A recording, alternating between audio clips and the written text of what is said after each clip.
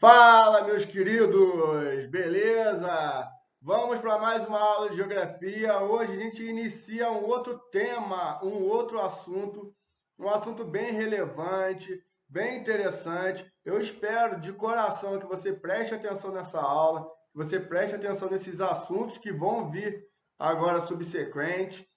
E são matérias importantes para a gente fechar bem o ano aí, para a gente fechar essa matéria de geografia aí em grande estilo, fechando aí em alto nível. Beleza? O que a gente vai ver agora, a partir de agora? Vamos falar sobre as fontes de energia. Então, assim, é muito mais profundo do que apenas ficar entendendo o funcionamento das fontes de energia. Claro que a gente vai citar um pouco sobre isso, mas isso tem muito a ver com a matéria de física também, né? O funcionamento mecânico de cada fonte. Nosso caso aqui é mais uma questão de distribuição e uma questão mais geopolítica, o quanto que isso impacta na relação entre os países, na relação entre as pessoas, o que isso causa na sua vida. Beleza? Para começar a falar de energia, das fontes de energia, vamos lembrar que a energia ela é um dos elementos que compõem a infraestrutura de um país. Beleza? O que é uma infraestrutura? É um conjunto de elementos estruturais que impulsionam o desenvolvimento socioeconômico de um local. Então, né, para fazer parte de uma infraestrutura, esses elementos eles têm que dar base para o funcionamento de um país, ou de uma cidade, ou de um estado. Beleza? Então, como assim? Que elementos são esses? A gente pode citar o transporte, que a gente acabou de estudar, as telecomunicações, a questão de saneamento, tratamento de água, de luz, de esgoto, né? Coleta de lixo e a energia. Então, essas infraestruturas é que vão dar uma robustez, vamos dizer assim, para o país se desenvolver. Se um país ele não tem aí uma matriz de transporte interessante, ele é deficitário, o país ele pode ficar atrasado. A gente acabou de estudar isso na questão de transporte. Nós vimos que os países mais desenvolvidos, eles têm uma infraestrutura de transporte mais interessante, né? E, enquanto isso, os países que não têm uma infraestrutura de transporte, ele acaba perdendo dinheiro, ele acaba se atrasando. Isso a gente pode levar esse mesmo pensamento aí para a energia. Os países mais desenvolvidos, eles precisam de uma infraestrutura de energia que seja desenvolvida, que acompanhe o país, beleza? E quando a gente fala de energia, a gente não pode pensar em energia apenas como energia elétrica, tá? Vou até explicar isso melhor. Mas o que é energia, então? Falando de energia, a gente pode dizer que a energia está associada à capacidade de produção, de ação e movimento. É essa energia que vai movimentar os veículos do transporte. Então, a gente acabou de falar sobre transporte. Não adianta ter transporte se não tem aí a energia para movimentar. Então, seja a energia a petróleo, que vai movimentar com gasolina, com óleo diesel, seja movimentar com energia elétrica, né? Hoje em dia tem carros elétricos, ou produção de um país. Uma indústria, a gente já viu isso lá no início do ano, quando a gente estudou a questão das indústrias, nenhuma indústria funciona sem energia. Seja energia elétrica aí para né, para iluminar a indústria, ou para ligar uma máquina, ou até mesmo a questão ali do petróleo, do carvão para alimentar aí as suas fornalhas, os seus fornos, né? Seja lá o que for. Mas então não existe indústria sem energia. Já estudamos sobre as revoluções industriais, e vimos que a energia lá da primeira revolução industrial foi o carvão mineral, ou seja, a energia tinha que estar presente ali para né, a questão da indústria, depois vem a segunda revolução industrial, vem a eletricidade, ou seja, sempre com energia. Nada funciona sem energia. Você não estaria assistindo a minha aula se não fosse energia, seja para carregar o seu celular, seja para carregar seu notebook, beleza? Então, assim, e nem para mim, né? Eu não estaria gravando. Então, a energia é fundamental na vida das pessoas. E, né, a gente vai ver aí que as energias, elas, apesar do mundo moderno entender que a energia é uma coisa recente, não é, né? A energia ela é utilizada desde os primórdios, desde que a vida é vida. Claro que a energia ela é utilizada de formas diferentes com o passar do tempo. Né, se utilizava a água para movimentar os moinhos, se utilizava o vento para movimentar os barcos, mas é energia. Claro que isso foi se modificando a partir do tempo, foi se modificando a partir da história, né? Foi se introduzindo novos tipos de energia, e hoje ainda há uma grande pesquisa a partir de desenvolvimento de novas energias. Então, assim, o mundo não vive sem energia. Isso não é pensar energia elétrica, então, século XIX, século XVIII, a energia começou aí. Não, não é, né? A vida não começou ali no século XVIII, século XIX, a energia não começou no século XVIII, século XIX, a vida sempre existiu a partir de energia, seja qual ela foi, né? Qual ela seja, desde os primórdios. Beleza? E vamos estudar sobre isso, vamos falar um pouquinho acerca disso na aula de hoje. Beleza? Vamos classificar os tipos de energia. Tem uma classificação que é mais, vamos dizer, generalista, que é mais comum as pessoas classificarem os tipos de energia em energia renovável e não renovável. É comum, né? Mais comum esse tipo de classificação, mas existem outras classificações que nós vamos ver hoje. Essa classificação de energia renovável e não renovável, ela está de acordo com a capacidade que ela tem de se recompor ou não na natureza. Preste atenção nisso, porque muita gente entende energia renovável e não renovável com a condição dela de poluir ou não o meio ambiente. E aí é um grande erro. E aí está errado essa visão. Tá? Você dizer que energia renovável não polui e que energia não renovável é a que polui o ar, tá errado. Tá? Eu vou mostrar isso para vocês nas aulas seguintes, tá? Não apenas na aula de hoje, que essa não é a classificação que deve ser feita a partir das energias. Se não deve associar a energia renovável como uma energia limpa, como uma energia que não polui. Sempre. Apesar de, tá, na maioria dos casos isso acontece, mas não é a principal conceito da energia renovável, não é. Ela não é renovável porque ela não polui, e assim como a energia não é renovável porque ela polui. Embora, claro, a maioria das energias não renováveis aí são emissoras de poluentes, mas não é esse o principal motivo, beleza? E nós vamos estudar isso passo a passo ainda do decorrer aí dessas aulas seguintes, que né, vão ser muito legais. É um assunto que eu gosto bastante assim de falar, de discutir, de ensinar, e eu espero que vocês acompanhem esse meu pensamento, vocês também gostam. Beleza? Então, a energia renovável é aquela que pode ser obtida a partir de recursos naturais, considerados inesgotáveis. E aí ela seria considerada renovável. O fato dela não acabar, o fato dela poder se recompor mais rápido na natureza. E aí a gente pode citar a energia eólica, por exemplo, né, que é a partir do vento, que vai gerar, né, ali as turbinas, os aerogeradores, e o vento não vai acabar, né? Porque ele é fruto da natureza aí, diferença de pressão atmosférica, isso tudo que a gente já estudou lá no primeiro ano do ensino médio, quando a gente estudou sobre climatologia. Energia solar, né? Que é a partir do sol. Você pode falar, ah, mas o sol um dia vai morrer. Beleza, meu irmão, mas no nosso tempo de vida não vai, né? Não vai ser aí com 100 anos, 200 anos. A gente pode falar aí, né, os astrônomos que estudam essa questão do universo, dizer que o Sol é uma estrela, que pode se apagar aí daqui a milhões, sei lá, bilhões de anos. Mas não é uma coisa agora, né? Não vai ser ano que vem. Então fica tranquilo. Então a gente pode dizer que o Sol é uma energia renovável, a gente pode usá-lo infinitamente. É claro que a energia solar vai ter locais no mundo mais apropriados, locais menos apropriados. Isso são coisas que a gente vai ver quando a gente estudar ela de forma mais específica. Mas o fato é, essas energias então não são limpas? De fato, se você for comparar uma energia eólica com petróleo, por exemplo, né, com uma gasolina que sai pelo escapamento do carro e acaba poluindo o ar, a energia renovável, a eólica, a solar, produz menos impactos no meio ambiente. Mas não quer dizer que elas são 100% limpas.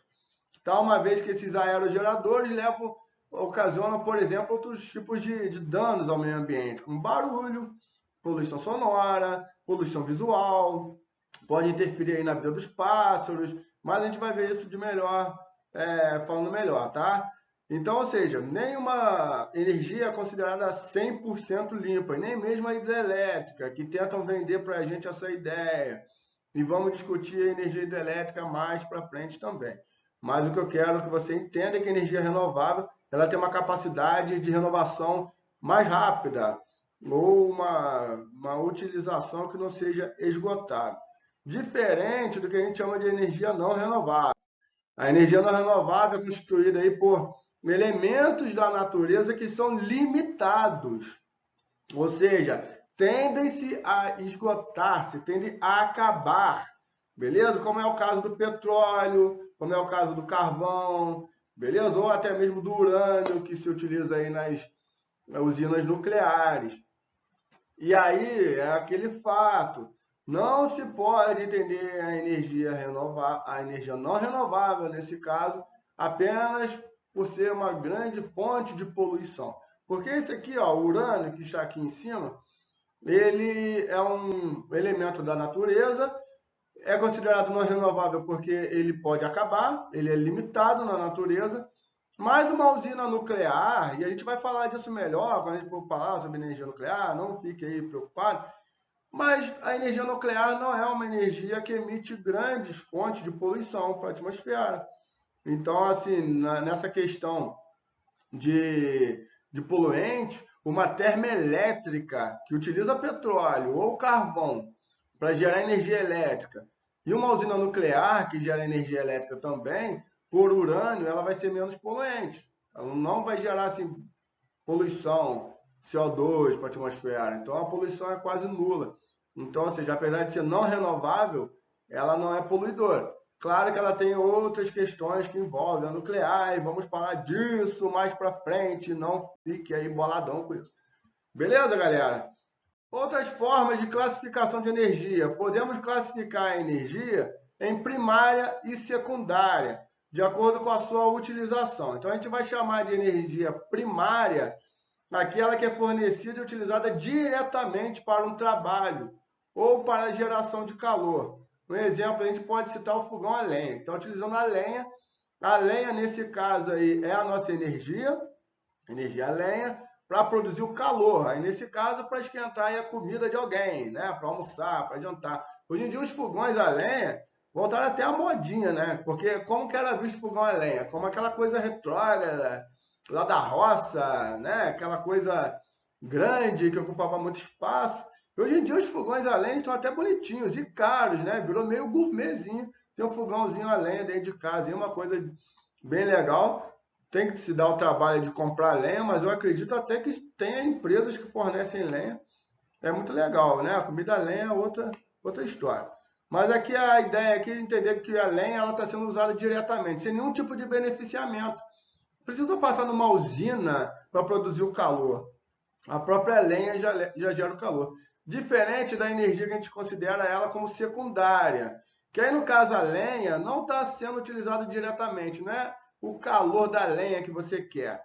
E sim, por exemplo, algumas usinas termoelétricas, só para a gente já entender, ela vai utilizar aqui, ó, da água que está nessa caldeira, beleza? A água que está nessa caldeira, ela está sendo aquecida por essa lenha.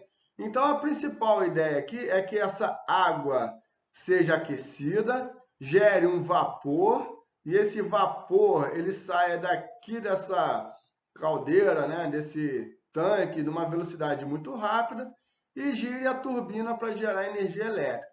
Essa turbina, ela não está sendo girada, né, vamos dizer assim, pela lenha. Não é a lenha, é a água. Então, aqui a lenha, ela aquece a água, e a água, né, o vapor da água, gira a turbina. Daí, então, a gente vai dizer que a energia elétrica aqui, ela é secundária. porque não está sendo gerada de forma direta, e sim de forma indireta, por causa que a lenha ainda está aquecendo a água e toda essa questão. Beleza? Só para você entender o que é primário e secundário. Há um outro tipo de classificar a energia também. Podemos classificar a energia em convencional e alternativa. A gente vai chamar de convencional aquela que é mais difundida na sociedade, que é utilizada em grande quantidade, beleza? Que é mais difundida. Então, o carvão, o petróleo, até mesmo as hidrelétricas, já que só no Brasil, por exemplo, 80% da energia basicamente vem das hidrelétricas. Então, ela é uma energia convencional. A gente vai chamar de energia alternativa aquela que não é muito difundida na sociedade, ou que está em fase de pesquisa, ou que pode vir a se tornar uma alternativa daqui a alguns anos, em detrimento a essas energias convencionais, já que algumas energias dessas convencionais são não renováveis e tendem a acabar, como por exemplo o carvão e o petróleo. Então, uma energia alternativa a gente pode chamar de energia solar, já que energia solar, além de alternativa, ela também é renovável. Então, ela pode vir aí a suprir. Só que para ela suprir, se tornar uma energia convencional, ela tem que ter a capacidade de gerar muita energia. Ela tem que ter a capacidade de atender grandes populações. E isso ela ainda não consegue. Por isso que ela é uma alternativa e ainda não pode ser a energia principal de um país. Beleza? Então, o que a gente fez até agora? Classificamos os tipos de energia, entendemos o que é renovável e não renovável, que é uma energia primária e secundária, que é uma energia convencional e alternativa. A partir de agora, vamos estudar algumas fontes de energias principais, suas características e sua geopolítica no mundo, ou seja, quem produz mais, quem produz menos, quem compra energia, quem vende energia, e é isso que vai movimentar o nosso planeta aí, porque, como eu já disse, todos os países precisam de energia. Não existe nenhum país no mundo que não precise de energia, seja para o que for. Seja para ter energia elétrica, seja para movimentar os veículos, seja para que for. Beleza? Então a energia é uma coisa que movimenta muito o planeta, causa guerras, brigas internas, externas entre países, tudo por causa de energia. Beleza? Primeira energia que nós vamos começar a falar, então, primeira fonte de energia. E aí, meu irmão, preste atenção nessa aula, que essa aula é importante pra caramba. Vamos falar aí do petróleo. Beleza? O que é o petróleo? Primeiro, um líquido viscoso, menos denso que a água, formado por uma mistura complexa de compostos orgânicos, principalmente hidrocarbonetos, ou seja, moléculas que são formadas por átomos de carbono e hidrogênio. Você vai falar, mas Hermes, se aula de química.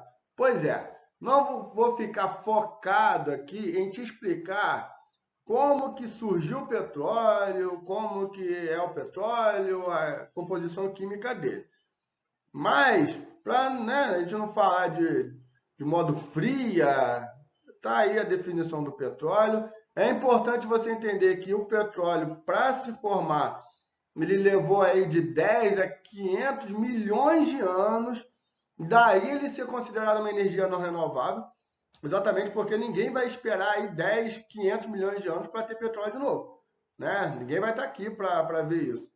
Então, no nosso tempo de vida, né, numa expectativa de vida aí de 80 anos, 100 anos, a gente não consegue ver o petróleo se formar de novo. Ele precisa de milhões de anos. Então, a vida humana não é capaz de ver surgir petróleo. O petróleo que nós utilizamos hoje, eles foram formados há muito tempo, né? E aí, como surgiu o petróleo? A grande teoria é que, né, o petróleo ele se originou aqui a partir de restos de seres vivos, principalmente animais e vegetais, ao longo dos milhões de anos, em condições específicas. Então, para se formar petróleo, teve que ter toda uma condição especial para se formar o petróleo.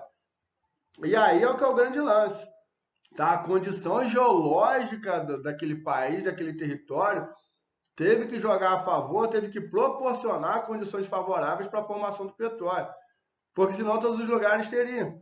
Né? Senão qualquer lugar teria petróleo. E não foi bem assim. Então é por isso que ele se torna muito especial, porque nem todos os lugares vão ter essa condição especial de formá-lo, beleza? Vou passar um videozinho rapidinho só para a gente ter uma ideia um pouco mais aprofundada do que né, de como se formou o petróleo, e depois a gente volta a falar de coisas mais relativas aí à matéria, beleza? Vamos assistir aqui.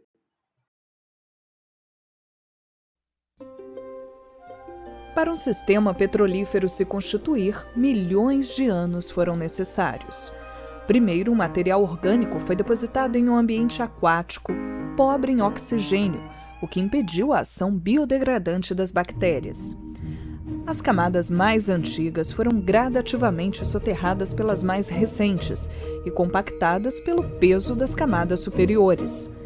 Reações químicas no interior da rocha eliminaram os átomos de nitrogênio e o excesso de oxigênio, deixando somente as moléculas formadas a partir do carbono e do hidrogênio, compondo o querogênio. Ele irá gerar os hidrocarbonetos líquidos e gasosos que compõem a rocha geradora. O hidrocarboneto migra através de falhas ou camadas carreadoras que atravessam as rochas e que funcionam como um caminho em direção à superfície da Terra. Durante o trajeto de sua migração, os hidrocarbonetos encontram uma camada denominada rocha capeadora, ou selo, que é impermeável e que impede que o fluido continue migrando para a superfície, sendo trapeado no espaço denominado rocha reservatório. A rocha reservatório é uma rocha porosa e permeável, com grande capacidade de armazenamento, e é ali que o petróleo fica depositado.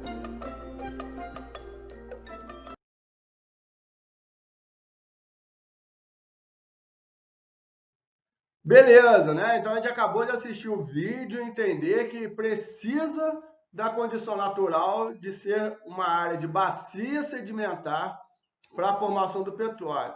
Então não existe como ter petróleo em áreas de escudo cristalino, né? E não existe como ter petróleo em áreas montanhosas, de dobramentos modernos. Por exemplo, você não vai achar petróleo lá no alto dos Andes, lá no Himalaia, porque são outros tipos de estrutura geológica. Por que se precisa de áreas de bacia sedimentar? Exatamente porque o animal, né, o resto orgânico, precisou ficar em uma área soterrada. E em toda uma outra condição especial, que é ter uma rocha impermeável por baixo, uma rocha porosa, onde ela fique depositada, e uma rocha impermeável por cima. Então, várias condições. Isso é interessante de entender, que não são todas as áreas de bacia sedimentar, então, que vai criar essas condições. Não são todas as áreas de bacias sedimentares que vão ter petróleo, beleza? Então, o petróleo ele fica depositado em uma rocha, ele não fica... O que muita gente também tem uma ideia vaga, quando se fala em poço de petróleo, né? E muita gente acha que é um lago de petróleo, onde você pode nadar dentro de um petróleo. Não é assim, tá? O petróleo não está lá num grande reservatório líquido.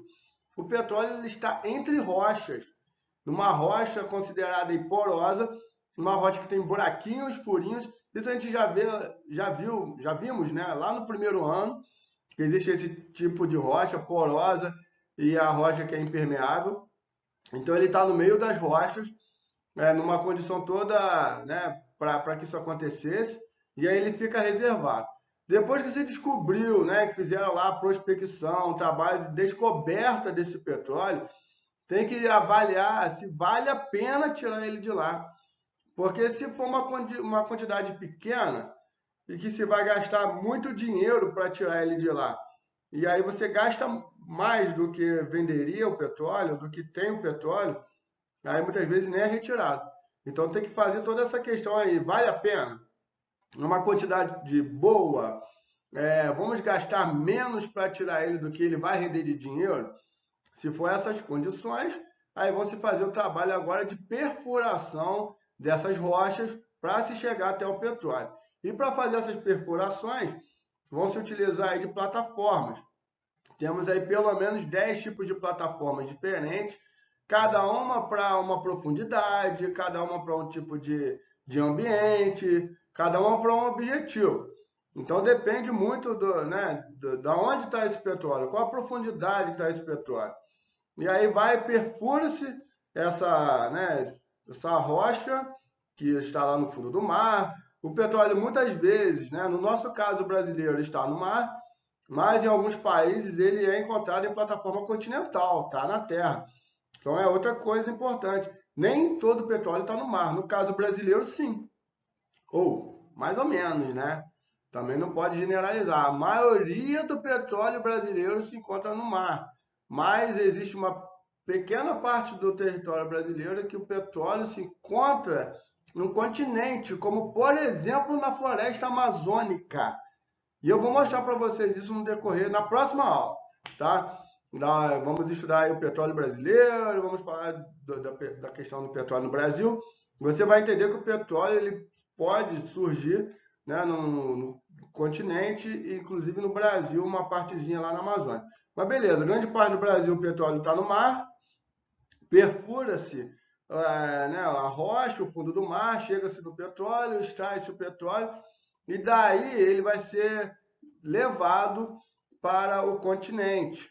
E ele pode ser levado para o continente de duas formas. Ou ele vai ser levado a partir de oleodutos, deixa eu pegar esse amarelinho aqui, ó.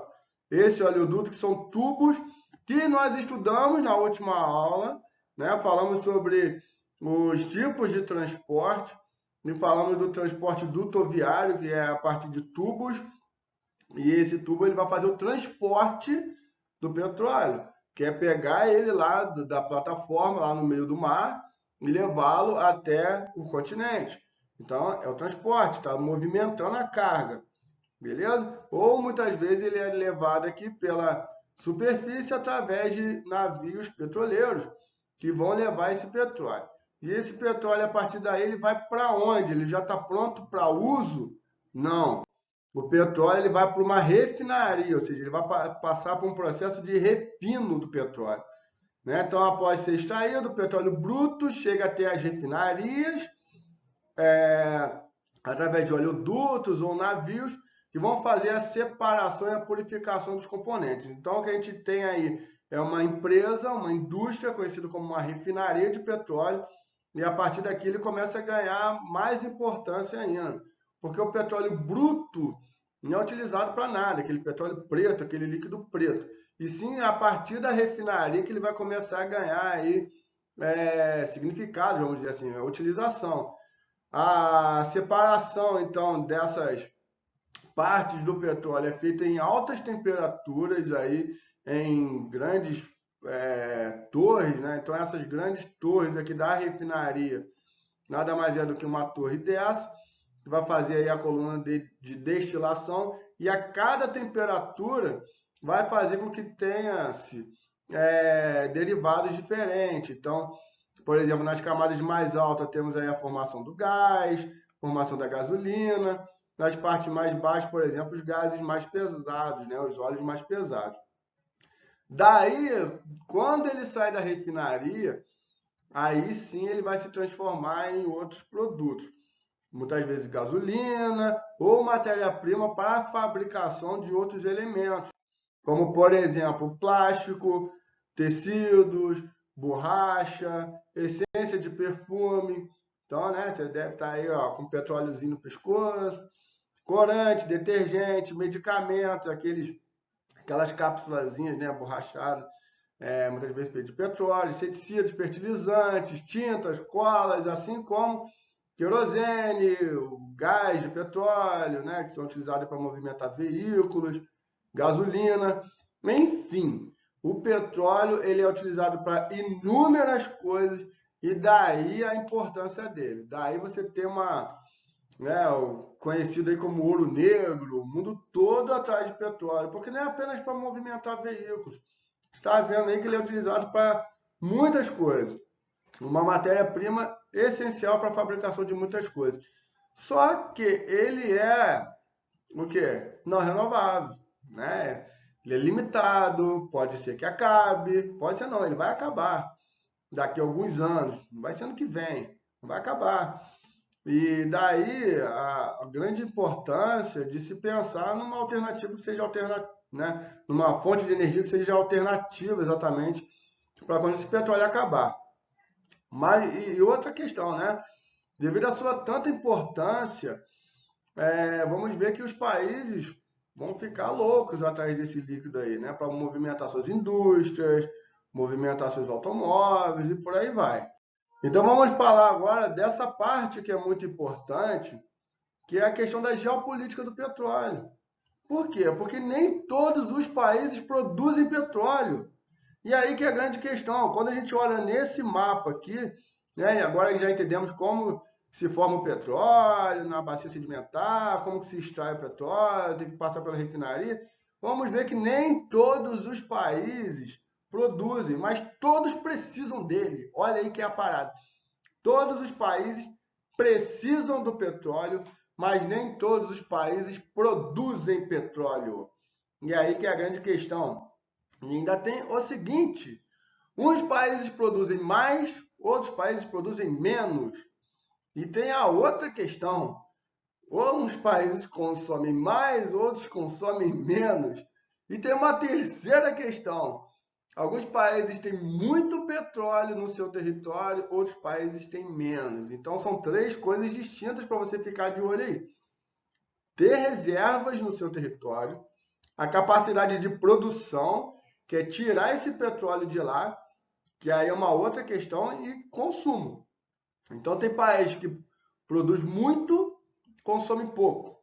Tem país que consome muito e produz pouco, ou não produz nada. Um exemplo, o Japão. O Japão é um país muito importante, desenvolvido, mas ele não é um produtor de petróleo. Então o Japão é um grande consumidor de petróleo. Ele compra petróleo de quem produz. Enquanto isso, tem países como, por exemplo, aqui o Kuwait, que tem uma grande reserva, é um grande produtor, e ele não consome nada. É um paísinho muito pequenininho, no Oriente Médio, e o que ele produz é mais do que o suficiente. Então ele é um grande vendedor de petróleo. E aí, meu irmão, é capitalismo, né? Ajudamos, é o capitalismo, vamos ver, demanda, oferta, procura, e essa questão. E aí vai movimentar o mercado mundial acerca aí da procura sobre o petróleo, que é o líquido mais procurado do mundo aí. Então, alguns países consomem mais petróleo do que produzem, e então precisam importar esse combustível fóssil para suprir suas demandas energéticas aí, né? Então, aí que vai começar a guerrinha, aí que vai começar toda uma condição para movimentar essa questão do petróleo no mundo. Olhando esse gráfico, vamos ver quem são os maiores consumidores de petróleo no mundo, aí, dados de 2019. O maior consumidor do mundo hoje é o Estados Unidos. Os Estados Unidos é o maior consumidor de petróleo, seguido aí pela China, a maior economia do mundo atualmente, da Índia, terceira maior economia atualmente, Japão, quarta economia atualmente. Então, olha só, invertendo aí a China e os Estados Unidos, né? A China hoje com o maior PIB, os Estados Unidos em segundo, mas os quatro maiores países com os quatro maiores PIBs do mundo, as quatro maiores economias do mundo, são também as quatro maiores consumidores de petróleo do mundo. Olha só como é que essa coisa está ligada, hein? Como que o desenvolvimento de um país pode estar muitas vezes ligado ao consumo do petróleo, porque é que vai movimentar suas indústrias, vai movimentar os automóveis, suas fontes de energia, uma loucura. Vamos ver aqui no outro quadro a questão da produção. Os Estados Unidos é o maior consumidor e é também o maior produtor, enquanto que a Arábia Saudita, por exemplo, é o segundo maior produtor de petróleo, mas não é um grande consumidor, né? É o quinto maior consumidor ali. Então, a Arábia Saudita é um grande exportador, porque produz mais do que ele consome. Assim como a Rússia, né, que é um grande produtor, o terceiro maior produtor e é o sexto maior consumidor, então ele produz mais do que consome, então dá para vender. E temos aí, né, uma lista bem extensa, assim como o Brasil aí, carado como o 10º maior produtor de petróleo do mundo. Mas você pode me falar, mas Hermes, então os Estados Unidos, ele é autossuficiente no petróleo, ele consome tudo que ele produz, como é que é esse esquema aí? Então, na verdade, olha só, isso veio mudando ao longo dos anos, né? Se a gente olhar essa tabela de 2011, vamos ver que os Estados Unidos assumem esse posto de maior produtor do mundo recentemente. Em 2011, o maior produtor do mundo era a Arábia Saudita. depois vinha a Rússia e os Estados Unidos era apenas o terceiro maior produtor de petróleo do mundo. Só que os Estados Unidos, ao longo dos anos, ele foi melhorando a sua capacidade de produção, né? Ele passou aí de produzir 7 milhões de barris por dia para a produção de 15 milhões de barris por dia. Ele praticamente duplicou sua capacidade de produção, né? E aí você pode me perguntar, pô, mas como que os Estados Unidos ele conseguiu duplicar sua capacidade de produção de petróleo?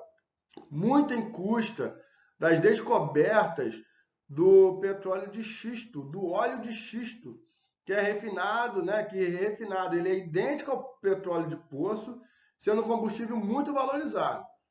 Só que, né, para a obtenção desse petróleo é necessária a extração do betume que existe numa rocha chamada xisto betuminoso. Alguns ambientalistas vão ser muito críticos, falar que a extração dessa rocha ela é muito prejudicial ao meio ambiente, polui muito o solo, mas o fato é que os Estados Unidos, com esse petróleo, através do xisto betuminoso, ele conseguiu duplicar aí sua produção diária e passou a ser um grande produtor de petróleo. Então, como eu disse, o xisto betuminoso é uma rocha, essa rocha, né, que está na imagem. Em 2000, basicamente, a produção norte-americana de xisto era praticamente zero. Em 2008, essa produção cresce, né, aumentando em 50% a produção, investindo em poços, na produção em larga escala. E em 2035, o país pode tornar-se autossuficiente com a ajuda do xisto. E aí que é uma grande preocupação mundial, porque os Estados Unidos, apesar dele ser o maior produtor de petróleo, ele ainda não é autossuficiente. Então ele ainda compra petróleo. Você pode falar, pô, mas os Estados Unidos é o maior produtor do mundo, ele ainda compra, sim, seu desenvolvimento industrial, né, o país é uma forte demanda. E isso mexe com os mercados, porque as pessoas precisam vender, os países precisam vender petróleo. E os Estados Unidos é o comprador. Se os Estados Unidos se tornar autossuficiente em 2035, isso vai dar um baque nos outros países, porque isso é capitalismo, isso é globalização. Um país vende, outro país compra. Se outro país para de comprar, outro país para de vender. Ou pelo menos tem que procurar outro comprador. Então, assim, é uma questão geopolítica muito importante. Fica todo mundo de olho nos Estados Unidos, né? Porque até então a gente acabou de ver que em 2011 ele produzia metade do que produz hoje. E a ideia é que ele possa produzir nos próximos anos ainda mais do que produz, se tornando aí autossuficiente. Os Estados Unidos hoje, né, é o país que mais possui aí reserva de xisto no mundo. E, né, olhando os gráficos aqui, dá para a gente ver. Os Estados Unidos ele tem uma produção diária de 19 milhões de barris. Ele consome por dia 19 milhões de barris, mas ele produz apenas 15. Ou seja, né, a produção foi aumentando ao longo dos anos, produz 15. Apenas não, né, que é coisa pra caramba, é o que mais produz no mundo. Nenhum outro país produz tanto petróleo como os Estados Unidos, mas ainda não é autossuficiente por tudo que ele consome. Então, ele ainda é um grande comprador de petróleo, que pode vir a mexer com os mercados se ele se tornar autossuficiente. Isso é uma grande questão que a gente tem que ficar de olho sempre, beleza? Outra questão que a gente tem que ficar de olho na questão do petróleo é na questão das reservas. Então, o país que mais produz petróleo, que é os Estados Unidos, ele não possui a maior reserva de petróleo do mundo, né? Os Estados Unidos está lá embaixo na lista das maiores reservas. E aí é uma outra questão, porque essa alta produtividade, produz tanto por dia, pode levar ao esgotamento das suas reservas mais rápido que os outros países. Né? Quem é o país que mais tem reserva de petróleo no mundo? A Venezuela, a nossa vizinha Venezuela aqui. Só que ter reserva é diferente de produzir petróleo. A Venezuela é a maior reserva do mundo, mas ela está apenas em 12º na capacidade de produção. Qual que é a diferença disso? Por que um país que tem uma grande reserva não consegue produzir? Porque para produzir você tem que ter tecnologia, tem que ter empresa, tem que ter plataforma para perfurar, tem que ter caminhão, tem que ter toda uma infraestrutura para poder deslocar esse petróleo. Então não é simples. Ter petróleo no seu subsolo é uma coisa, capacidade de produzir é outra. E a maior capacidade de produção do mundo hoje é dos Estados Unidos, embora ele não tenha a maior reserva. Fica ligado nisso. Outros países que chamam a atenção é a Arábia Saudita. A Arábia Saudita, que por muito tempo foi o maior produtor de petróleo, possui a segunda maior reserva do mundo. Hoje ele também é o segundo maior produtor. E não só a Arábia Saudita, como vários países vizinhos da Arábia Saudita do Oriente Médio. Vamos observar na aula mais para frente que os países do Oriente Médio são os países que juntos detêm as maiores reservas de petróleo no mundo. E deter reserva é importante porque, como o petróleo é uma coisa finita, uma coisa limitada que vai acabar, ter reserva te garante ter petróleo por mais tempo, né? Então é muito importante também ter petróleo. Por isso que se fala tanto de Venezuela. Por isso que muitas vezes a Venezuela não sai aí do foco. Apesar dela não ter uma grande importância geopolítica mundial, né? Não ter uma grande economia, não ter, mas ela é uma grande reserva de petróleo. Então as pessoas, os Estados Unidos, os outros países já ficam de olho na Venezuela por causa dessa grande reserva. Há também, né, países então que produzem mais que o necessário, que se tornam exportadores, como é o caso desses países, né, que vamos ver aqui mais para frente, Iraque, Emirados Árabes, Irã, Iraque, que produzem mais do que consomem, são grandes exportadores. A gente vai ver isso mais para frente. Como que isso esse jogo, né, de compra e venda, de exportação, importação, mexe com o preço do petróleo? Quem define o preço do petróleo e o que tem a ver isso com a nossa vida, né? A gente vai ver isso um pouco mais para frente. O petróleo ele é uma commodity. O que é uma commodity? Mercadoria de baixa industrialização. Então é uma matéria-prima, ele é um elemento primário, então ele não é um produto industrializado, vamos dizer assim como as commodities agrícolas, né, que são produtos que são da natureza, arroz, soja. O petróleo ele é extraído da natureza, então é uma commodity, e o seu preço ele varia de acordo com a bolsa de valores. Isso quer dizer que o preço do petróleo varia de acordo com a oferta e demanda do mundo, né? Então, quanto mais demanda ou mais oferta, isso varia. E o preço do petróleo ele varia todos os dias, tá? Então, o preço que está hoje pode não ser o preço que está amanhã e nem depois da manhã. Isso torna isso muito instável, não é uma coisa estabilizada, é uma coisa que varia muito. Os três maiores produtores de petróleo do mundo representam 40% do mercado mundial. Então, o preço é muito influenciado por esses países, os maiores produtores, como nós vimos ali, né? Estados Unidos, Arábia Saudita. Porém, o que mais influencia o comportamento do preço do petróleo é o estoque de grandes consumidores. Então, por exemplo, a China entra nessa questão, né? A China, ela é uma grande consumidora de petróleo, né? O segundo maior consumidor de petróleo.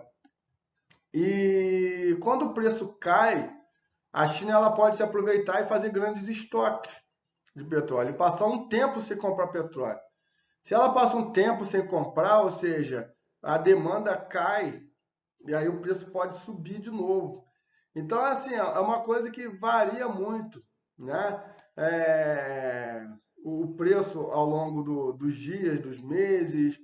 Vamos ver que tem outros fatores também que movimentam o preço do petróleo, mas o importante é que você entenda que nessa parte da aula que o preço ele varia todos os dias, conforme demanda, bolsa de valores no resto do mundo.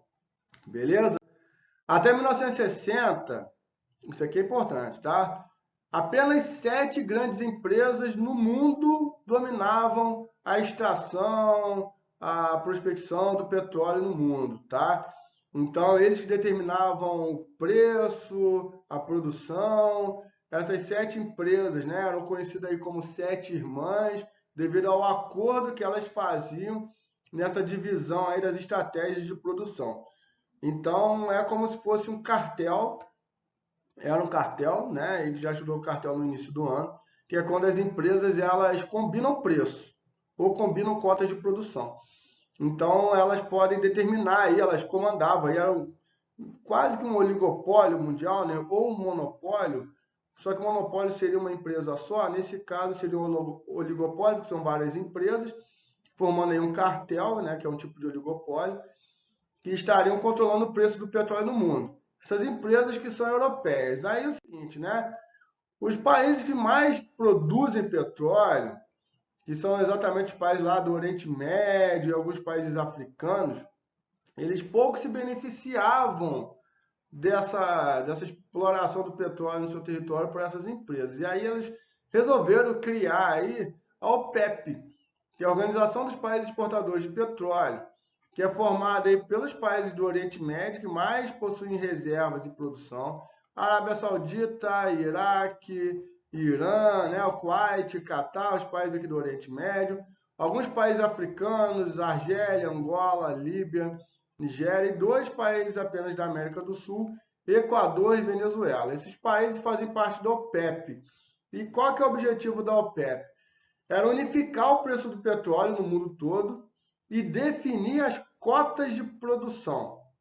Tá? Então, é o seguinte, então a OPEP, né, esses países, eles se reúnem e decidem, olha, vamos produzir muito petróleo. Se eles aumentam muito a produção, o preço cai, porque tem muita oferta. E se eles decidem produzir menos e deixar faltar petróleo no mundo, o preço vai aumentar, porque vai ter procura e não vai ter oferta. Então, são eles que decidem, basicamente. E como eles detêm aí, basicamente, a maioria das reservas da produção mundial, eles que controlam tudo. Então, é um cartel, um tipo de cartel, que todo mundo sabe que é cartel, e cartel é uma coisa ilegal, mas eles funcionam assim tranquilamente, né, controlando o preço do petróleo no mundo. Atualmente, então, esses países, né, a OPEP, os membros da OPEP, produzem 40% de todo o petróleo no mundo, tá? E 70% de todas as exportações de petróleo. E daí, ou seja, eles ganham muita importância, porque eles têm mercados importantes, como a Alemanha, a França, Japão, que não são grandes produtores de petróleo, não produzem petróleo. Os Estados Unidos, além de produzir, é um grande comprador. Né? Então dá para a gente ver na notícia aí, ó, a produção de petróleo da OPEP tem menor nível em 2 décadas, porque esses países decidiram produzir menos. Se eles produzem menos, o preço sobe. Doideira, né? E se eles decidem produzir mais, o preço cai. Aí você pode me falar assim, mas Hermes, então é interessante que o preço do petróleo esteja baixo? Depende. Depende. Eu vou explicar para vocês depois. Aí pode falar assim, então é interessante que o preço do petróleo esteja alto? Também depende. Depende dos objetivos, depende de cada país. Isso, de certa forma, interfere na nossa vida de formas diferentes. E não estou falando apenas no preço da gasolina, não. Estou falando de outras questões. Mas é importante você entender que o preço do petróleo ele varia, e varia de acordo com a OPEP, ela que controla esses preços, esses países, aumentando a cota de produção ou baixando a cota de produção. Então a OPEP é uma controladora aí da questão do petróleo, né? O fato dos países membros da OPEP se localizarem no Oriente Médio, uma região marcada por conflitos políticos, religiosos, econômicos, faz com que as oscilações do preço do petróleo sejam bastante constantes. Isso dá para a gente observar no gráfico, que desde 1970 até, né, 2011, o preço ele teve altos e baixos. Isso esteve muito ligados aí a algumas guerras, como por exemplo a guerra de Yom Kippur, entre Síria e Egito em 1973, que mexeu aqui com o preço, derrubou o preço do petróleo. Depois você tem a Revolução Islâmica no Irã em 1979, que aumentou os preços. A guerra Irã-Iraque, né, a guerra do Kuwait, na década de 1990, que também movimentou com os preços, ou seja, o preço aumenta e diminui dependendo ali do Oriente Médio. Se houver uma guerra no Oriente Médio, uma guerra religiosa, esses países pararem de produzir petróleo, o preço vai subir, porque vai faltar petróleo no mercado e, né, vai haver procura, não vai ter oferta e aí o preço sobe. Se esses países continuarem produzindo muito, geralmente o preço cai, porque vai ter oferta. Então isso varia muito. Atualmente, o preço do petróleo, né, que já chegou a estar aí em 111 dólares por barril, hoje está em cerca de 42 dólares por barril. Tá? Então, isso varia muito. O petróleo, como ele é uma commodity, internacional, o preço dele sempre é dado em dólar, tá? Não é dado em real. Então, por isso que, né, é sempre importante de pensar assim. E dá para a gente ver, né, que como o Oriente Médio, ele é uma região cheia de petróleo, muita gente fica olhando para essa região, e ela é o foco de muitos países, principalmente dos Estados Unidos, né? Então, o combustível, né, o petróleo, combustível na guerra do Oriente Médio. Muitos países ao longo dos anos já tentaram invadir o Oriente Médio, principalmente os Estados Unidos, invade o Iraque em 2003, e aí um discurso de estar procurando armas químicas, armas nucleares no Iraque, quando na verdade é um grande discurso, né? Uma grande é, alguns cientistas, né, discutem que na verdade os Estados Unidos não estavam de olho em tirar o ditador lá, né, o Saddam Hussein do poder, não era para o bem do Iraque, sim é para controlar os poços de petróleo do Iraque. Então já tiveram várias invasões dos Estados Unidos em vários países do Oriente Médio, várias guerras no Oriente Médio por causa do petróleo, né? Tem aí os chargezinhos, né? Os Estados Unidos estão falando, ei pessoal, vamos lá, estou super preocupado com o povo líbio, e a Líbia é um país aqui do norte da África também, bastante produtor de petróleo. Então, assim, o petróleo ele movimenta interesses, movimentam países, movimentam guerras, né? E é importante estar sempre de olho nessas questões. E, enfim, né, para finalizar a aula, como que o preço do petróleo influencia na nossa vida? Aí você pode me falar assim, mas Hermes, isso é lógico, se o preço do petróleo estiver muito alto, a gasolina vai aumentar, vai ficar mais caro para andar de carro ou até mesmo de ônibus, né? Já que o combustível do ônibus vai aumentar também. É um fato? É, mas não é só isso não, tá?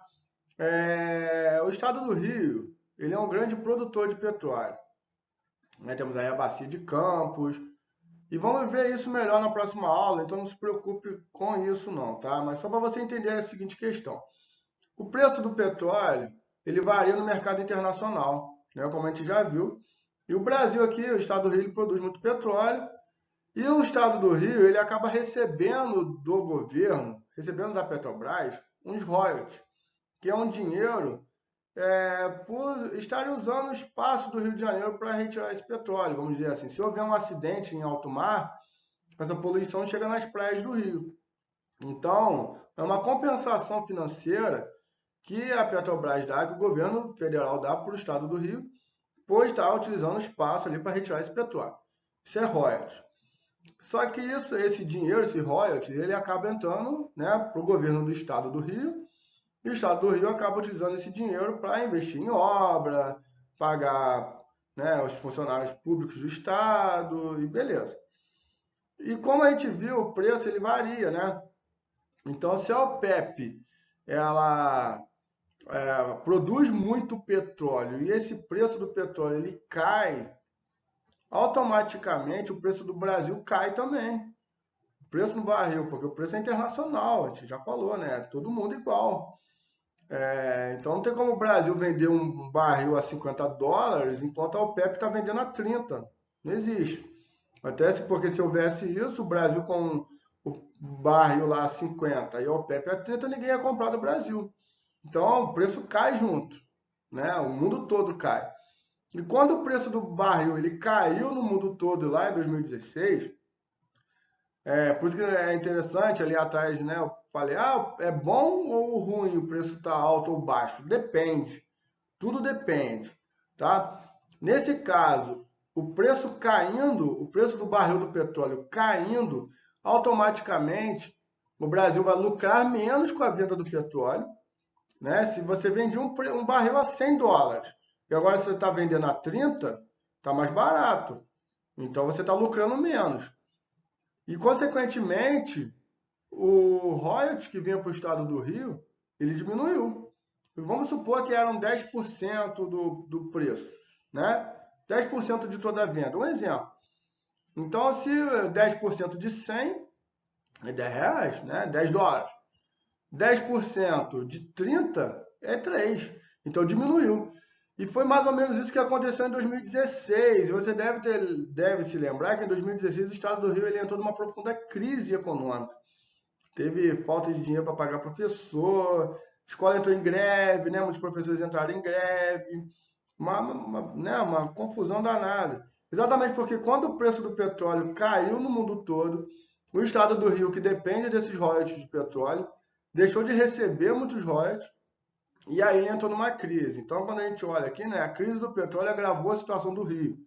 O governo teve que buscar outros tipos de receita, porque o governo do estado do Rio, ele se apoiou tanto nesse dinheiro do petróleo, porque o preço estava lá em cima, então era muito dinheiro que entrava. Quando o preço começou a cair, isso interferiu diretamente na receita do governo, né? Então, ó, com o petróleo em queda, Rio de Janeiro pode enfrentar grave crise fiscal em 2020. Vimos ali que em 2011 o preço do barril estava em, né, cento e pouco, agora está em 42. Se o preço cair mais, consequentemente vai entrar menos dinheiro para o governo.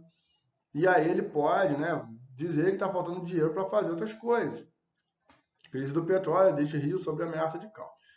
Mas, ao mesmo tempo, com o petróleo, o preço do barril mais baixo, isso é ruim para exportar, né?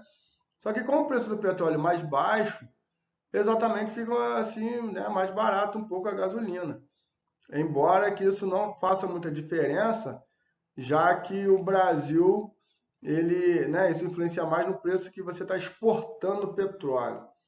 Porque o Brasil, é claro que o Brasil também importa petróleo. Você fala, pô, mas o Brasil compra petróleo? Compra.